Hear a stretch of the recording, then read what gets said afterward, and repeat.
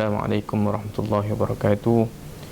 Alhamdulillahirabbil alamin wassalatu wassalamu ala asyrafil anbiya'i wal mursalin wa ala alihi washabbihi ajma'in. Amma ba'd. Yang saya muliakan panel kita untuk program Islam Studies at UM pada pagi yang penuh bahagia ini. Baik, insya-Allah kita akan mendengar daripada panel kita, iaitu Profesor Madya Dr. Ishaq bin Sulaiman daripada Jabatan Al-Quran dan Hadis Akademi Pengajian Islam Universiti Malaya, yang akan berkongsi kepada kita tentang kajiannya ataupun hasil buku yang telah beliau hasilkan dengan sekumpulan penyidik, iaitu Hadis Ilmu Pengetahuan, Sahih Bukhari dan Hadis Palsu. Baik, Prof. Jadi saya nak minta untuk Prof sebagai mukadimah ini, mungkin boleh cerita tentang latar belakang ataupun isu-isu yang terkait dengan hasil kajian Prof ini. Okay. Silakan. Terima kasih. Bismillahirrahmanirrahim. Assalamualaikum warahmatullahi wabarakatuh. Terima kasih kepada Dr. Mak Safwan selaku moderator pada pagi ini. Dalam program yang kedua ini, terima kasih juga saya ucapkan kepada pihak bahagian yakni penyelidikan di Akademi Islam Universiti Malaya yang telah memberi ruang kepada projek ini untuk memperkenalkan secara ringkas dan bagaimanakah hasil kajian ini. Kajian ini sebenarnya bermula pada tahun 2015, di mana sebenarnya saya beruntung ketika itu telah dipilih sebagai salah seorang dia ada satu projek besar, nama dia Authentication of Quran and Digital Hadis.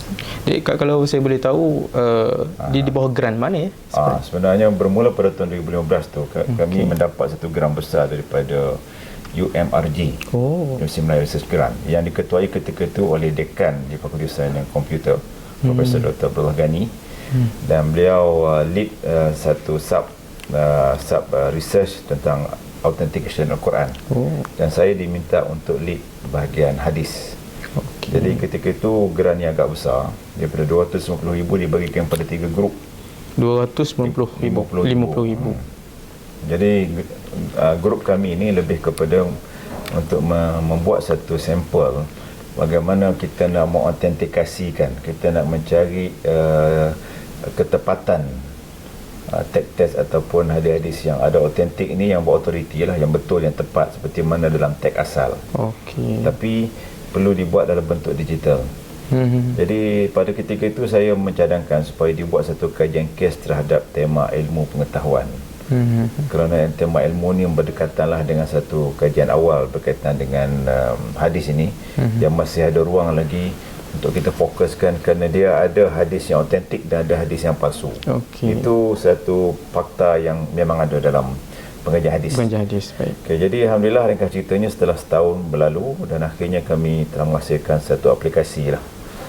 Yang aplikasi itu namanya Digital Hadis. Di masa itu kita mampu letakkan di Android sebagai satu test selama 3 tahun. Dan baru ni kami hentikan dan dia percuma. Kerana kami sedang membuat satu terjemahan lain, dan kami sedang mengusahakan satu terjemahan dalam pada masa itu apabila UM menawarkan satu projek buku, maka saya telah mengambil satu sub daripada kajian lepas itu untuk saya kembangkan lagi supaya sesuai pula untuk dijadikan buku. Jadi daripada app sekarang ni kita jelma ke dalam bentuk buku dengan fokusan tema ilmu pengetahuan, Sahih Bukhari dan hadis palsu. Jadi alhamdulillah saya mohon grant itu sekitar tahun 2020 sebelum PKP, maka grant tu telah berjaya dapat 10,000 saja. Ini kira di bawah grant buku kan? Grant buku. Jadi grant buku tu merupakan grant yang pada saya pertama kali lah saya dapat grant buku ni di Universiti Malaya. Jadi pada tahun 2020 dan saya bawa seorang lagi saya punya penyidik bersama, Dr. Permadia, Dr. Khadir Ahmad. Jadi masa PKP ni kami buat kami susun balik, kami kata orang, saya sendiri menilai dan melakukan penambahbaikan lah dan fokus dan mengumpulkan balik. Lalu saya present dan berjaya, dan kemudian dalam masa PKP yang berlalu ini maka kami telah siap akhirnya dalam setahun lebih membuat buat balik satu kajian, dan akhirnya kami kemukakan dalam bentuk skrip buku. Bagaimana sebuah buku yang agak sederhana boleh dibaca oleh orang awam, dan kemudian boleh dibaca oleh akademik. Jadi standard dia tu lebih untuk meraihkan masyarakat. Boleh lebih masyarakat, supaya masyarakat sampai dan tahu macam mana nak, dia masih ada nilai akademik, dia kena rujuk juga kepada hadis Bukhari dan sebagainya, tetapi dia ada keperluan semasa. Orang nak faham apa itu terjemahan hadis, orang nak faham apa itu sanad, orang nak faham apa itu fiqh hadis, kepada bentuk penulisan untuk orang awam. Jadi alhamdulillah bila saya submit pada awal tahun ni kepada penerbit UM, alhamdulillah setelah dinilai oleh dua penilai buku ni, skrip manuskrip ni, alhamdulillah saya terdapat jawapan positif lah. Ada aspek teknikal yang perlu dibetulkan lah. Jadi saya sedang berjuang pada bulan puasa ni untuk menyiapkan. Okey, saya cerita sikit pasal buku ni. Apa perbezaannya dengan buku lain. Jadi banyak buku-buku tentang huraian hadis berdasarkan tema. Ada pasal, mungkin kalau jumpa yang sebelum ni dibuat oleh Datuk Zul dan Datuk Seri Zainal Zaini Ujang tentang Alam Sekitar 40 alim sekitar. 40 hadis. Itu ada teks hadis, ada terjemahan dan ada huraian. Yang mana huraian tu di sudut pembaharuannya dimasukkan elemen alam sekitar lah. Kami ni pula kami masukkan elemen, paling tidak ada dua elemen yang utama lah. Di samping terjemahan, saya memvisualkan sanad. Contohnya, saya bagikan contoh. Hadis pertama berkaitan dengan, sebenarnya Imam Bukhari ni kami pilih kerana hadis Bukhari ni paling banyak hadis berkaitan dengan ilmu pengetahuan berbanding kitab Sahih Muslim dan lain-lain. Jadi kat sini kami kumpulkan 76 teks hadis dan 51 subtopik berkaitan ilmu pengetahuan ni. Dan kami bekalkan 40 hadis yang dikatakan maudhu' ataupun palsu, yang mana ini diterima oleh sebilangan besar ulama ahli sunnah wal jamaah lah, bahawa hadis ini merupakan hadis palsu, yang juga menjadi masyhur di kalangan pengamalan dan kepercayaan orang awam. Jadi apakah dia kelainan? Di samping terjemahan, buku ini juga kami gambarkan visual sanad.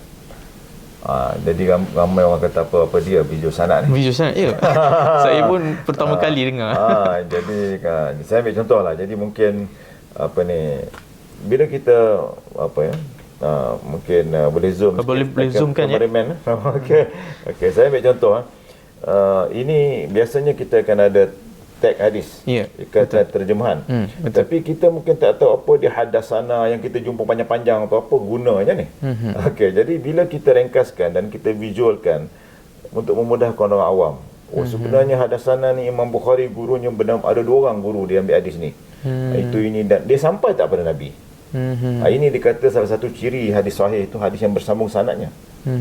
Jadi kita nak beritahu hadis ni autentik daripada Nabi sallallahu alaihi wasallam, sebab dia dibuktikan sanad ni kita boleh, dan ada pula huraian sanad ni. Kenapa ada dua jalur, ada tahwil, istilah-istilah ni kita akan huraikan, pemudahkan pada orang awam. Dan kita huraikan sanad ni kerana semuanya bersambung, dan perawi-perawi guru-guru Imam Bukhari ni merupakan perawi yang autentik, yang siqah dari istilahnya kan, dipercayai. Dan bila kita hurai, kita bagikan pula fiqh hadis secara ringkas. Bila mana kita rujuk, paling tidak ada dua buku syarah hadis, iaitu Fathul Bari dan Umdatul Qari. Fathul Bari ini Syafi'i, Umdatul Qari ini kebetulan dia Hanafi. Tetapi kita rumuskan, ringkaskan supaya ada paling tidak 3 ke 5 pengajaran untuk orang ambil. Jadi ini juga satu isu penyelidikan yang saya rasa bukan mudah lah. Saya rasa ramai terlibat untuk membantu saya menyiapkan teknikal sanad ni. Sanad tu, ya. Ini untuk kita visualisekan. Jadi itulah dia, dan harapan saya supaya buku ini dapat kita terbitkan. Kami sedang berjihad ni. Menyiapkan manuskrip pada bulan puasa ni. Moga-moga bulan 6 ke nanti pesta buku, mana tahu jika sempat dicetak, ada lah satu buku untuk tatapan orang awam pada pesta buku yang akan datang ni, yang ke bulan 6 kot. Itulah sebaringkas Dr. Safwan.